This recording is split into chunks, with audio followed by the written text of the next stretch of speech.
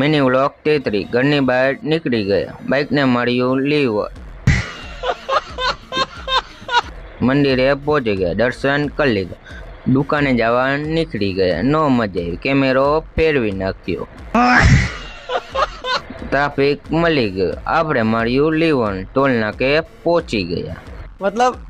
वो अलग ही लेवल का बंदा। ડાયરેક્ટ દુકાને પહોંચી ગયા, બહાર વહી માથાકૂટ કરી નાખી,